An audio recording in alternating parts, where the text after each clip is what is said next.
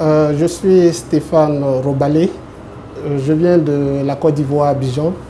Je travaille à la clinique Procrea située à la Riviera Palmeraie. J'y suis depuis 2 ans, je suis microbiologiste. Donc j'ai eu à participer à ce programme par l'intermédiaire de la direction générale de Procrea, qui je pense a un partenariat avec Meg Foundation. Donc la directrice Dr Myriam Kadio Brumorokro m'a proposé.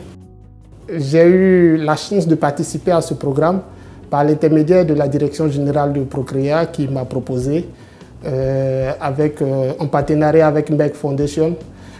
Donc pour l'instant, je suis vraiment heureux de participer à ce programme parce que ce programme vraiment nous donne la possibilité de pouvoir parfaire notre formation et puis d'apprendre un peu plus encore à nous. Donc je ne pourrais donner un nombre exact de centres de fertilité en Côte d'Ivoire. Je sais pour l'instant, ce dont je suis sûr, pour l'instant d'avoir 2 centres de fertilité reconnus. La situation en fait, de fertilité en Côte d'Ivoire est un peu comme dans tous les pays de l'Afrique. Donc pour les personnes souffrant d'infertilité, les femmes comme les hommes sont marginalisées dans la société. Ce n'est plus un sujet tabou en fait dans toutes les communautés. Donc c'est un peu ça, la situation de fertilité dans mon pays. Je peux dire déjà que pour les personnes souffrant de fertilité dans notre pays, la prise en charge au niveau de la PMA est chère. Donc on a ce problème au niveau financier pour la majeure partie de nos patients. C'est un peu difficile pour les patients à faible revenu de pouvoir se faire prendre en charge par vraiment les systèmes de santé offrant les services de PMA, qui malheureusement manquent de moyens. On a aussi le nombre d'embryologistes au niveau du pays qui n'est pas assez élevé. On a le manque de formation au niveau du personnel, au niveau de la PMA qui n'est pas développé. On a le nombre insuffisant de centres de santé de PMA au niveau pratiquement du pays. Donc tous ces problèmes-là, toutes ces choses énumérées, vraiment ne militent pas en notre faveur pour pouvoir accélérer la procédure de prise en charge de personnes souffrant de fertilité. Pour les personnes souffrant d'infertilité, surtout pour les femmes, la société africaine a tendance à vraiment, comme on va le dire, les stigmatiser. En fait, elles sont vues d'un mauvais œil. Généralement, en fait, pour les personnes prises en charge, la majeure partie peut-être d'infertilité venant de la femme. Donc, les personnes souffrant d'infertilité en Côte d'Ivoire sont stigmatisées. On a une société africaine qui est vraiment attachée aux cultures morales et africaines.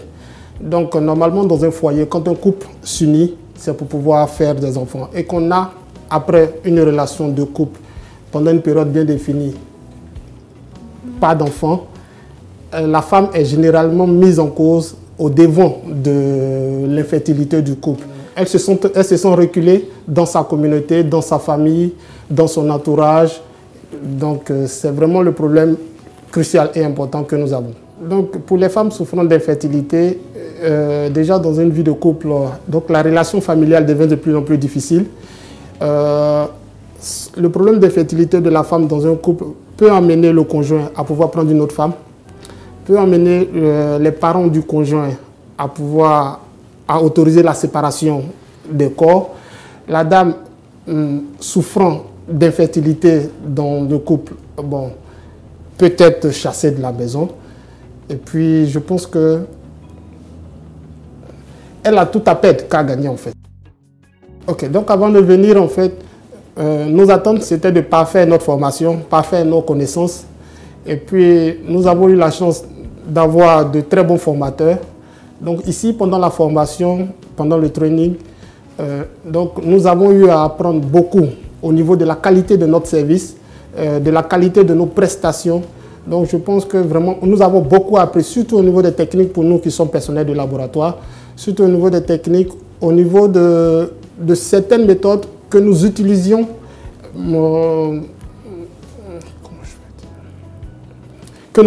en fait au laboratoire. Nous avons beaucoup appris. Nous pensons que nous pourrons proposer de nouveaux services à nos patients, à notre laboratoire et puis améliorer la qualité de nos prestations.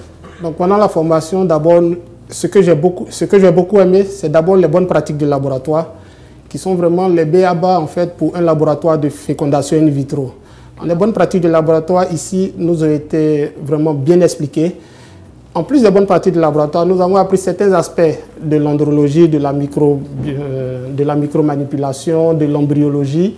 Je pense que c'est toutes ces formations, ces connaissances que nous avons acquises ici au niveau de la formation nous permettront d'améliorer, comme je l'ai dit tantôt, vraiment la qualité de nos prestations une fois de retour dans notre pays.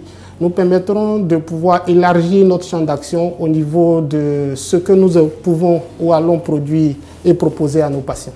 Je propose aux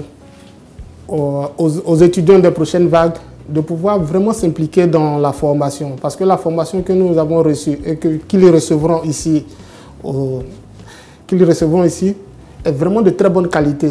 Ce type de formation permet à chaque apprenant de pouvoir vraiment parfaire sa technique, améliorer ses compétences et offrir de nouveaux services.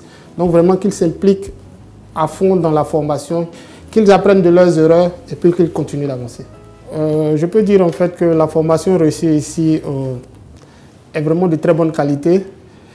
La formation apprise nous permettra de pouvoir, comme je l'ai dit tantôt, améliorer la qualité de notre service, surtout améliorer encore cet aspect de bonnes pratiques de laboratoire, comme je l'ai dit.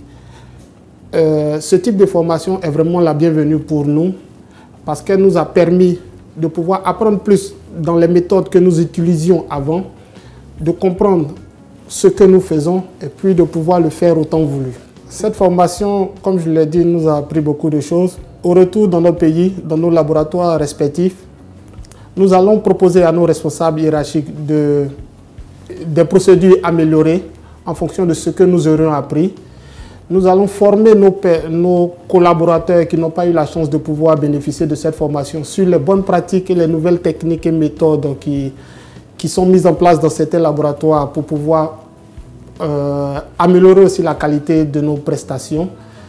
Nous allons offrir à nos patients une plus large gamme de propositions dans le projet parental. Nous allons soutenir nos dirigeants dans la lutte contre l'infertilité dans notre pays. Nous pouvons dire aussi vraiment un grand merci à Merck Foundation pour ce type de formation qu'ils ont prévu pour les pays africains, pour nous, les bénéficiaires.